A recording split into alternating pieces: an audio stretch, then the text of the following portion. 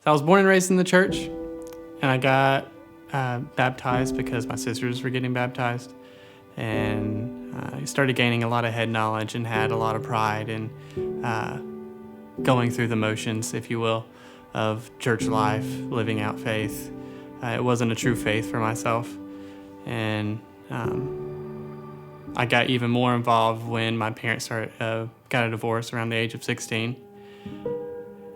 And that led me to trying to please people because I had a big identity crisis and not living up to my father's standards or being good enough for parents. And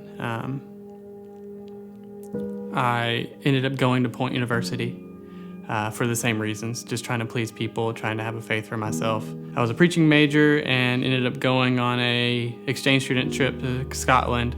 The friends I had made at Point beforehand, they began to get into a party culture and living kind of a darker life. And when I came back, I fell into that same thing as well because I was vulnerable. I still had an identity struggle. It was easy for me to leave the church, leave school, dropped out, and had 3 years of my life where I was just running from God.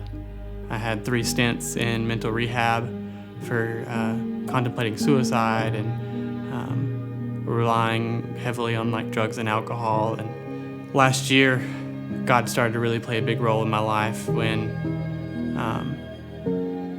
both of my grandparents, who pretty much raised me and were the most consistent people in my life, they got in a car wreck and passed away.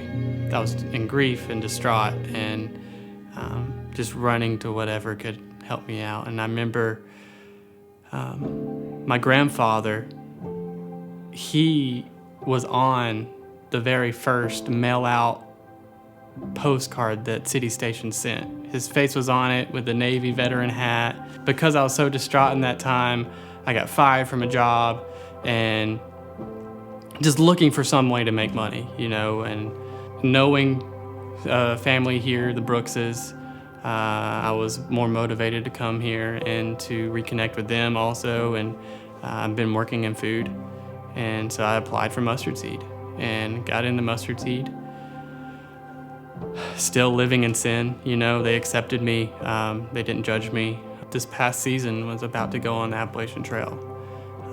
I left work, and when I was about to leave, COVID hit and work shut down. I couldn't go on the trail. That was a big part of how God changed my life because I would not have met some of my old friends that I grew up with around here who led me to the table ministry.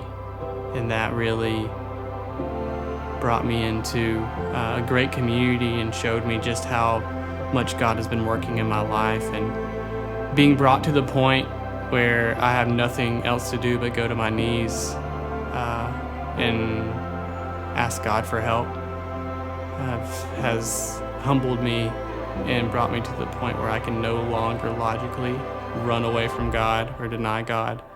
Even though I grew up in the church, I felt like an outsider, if you will. And that love and that patience and that just living out who God was with the people here changed my life because I truly see God moving here.